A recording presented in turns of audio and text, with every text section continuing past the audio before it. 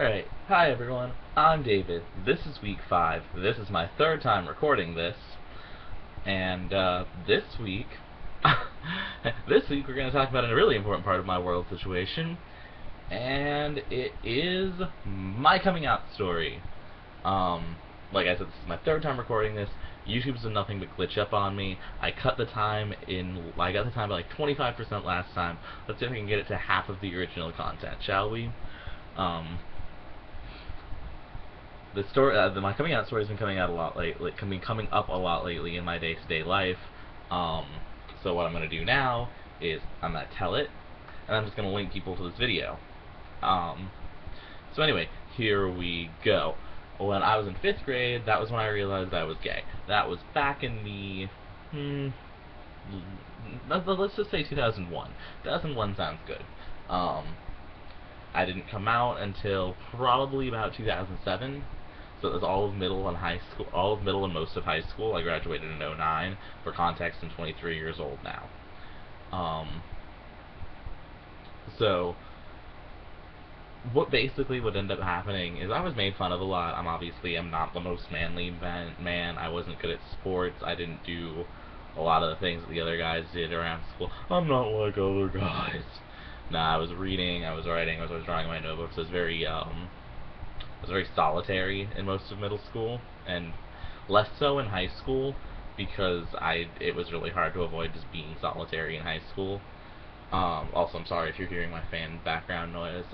There's nothing I can do about that. I mean, I'm sure there is, but my house is really stuffy and I don't want to go without the fan. So in high school, I finally decided to come out. It's my junior year. I want to say my junior year. I come out to my friends first, and as far as I can recall, the biggest reason I came out, I should say, is because I was making myself sick. Like, I was getting physically ill,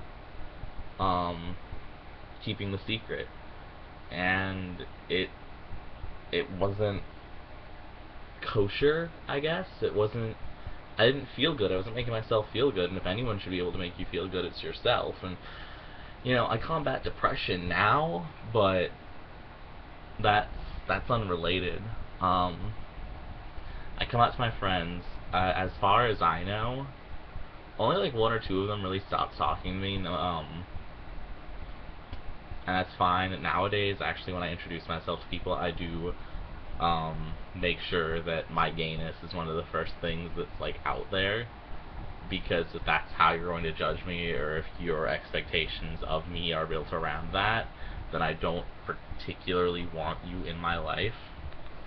But then came the hard part of coming out to my mom, and it really shouldn't have been a hard part. My mom is solid gold. She's one of the most supportive people I've ever known. She's always been there when I've needed her. But I was petrified. I don't know why I was so scared, but I was terrified of telling her. But when I did finally get around to telling her, we were watching TV together, and I paused the TV, because we had just gotten one of those fancy pausing remotes. I was like, Mom, listen, you know, I'm gay. And like, there's a short little speech there, but not a particularly long enough speech to matter or to have committed to memory. But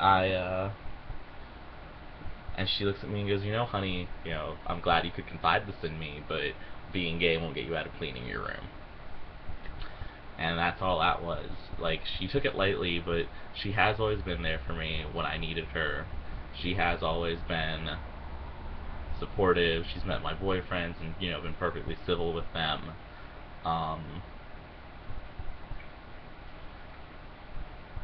But it wasn't the most nerve-wracking thing to me, because back then you were still hearing, like, the LGBT movement was just starting. Like, nowadays, like, there was nowhere to get married. Like,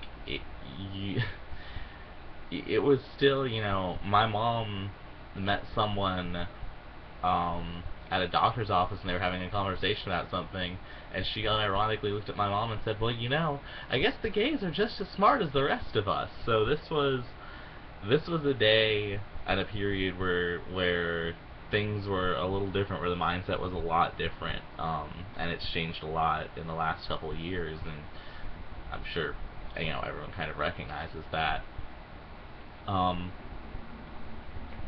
My coming out story was really easy. Like, it was a really smooth process, and I know it's not for everyone, and I'm not here to make light of that fact. You know, you can only hope the best for everyone, but sorry, I got distracted. You can only hope the best for everyone, and if it doesn't happen, then you can only hope that things will get better for them.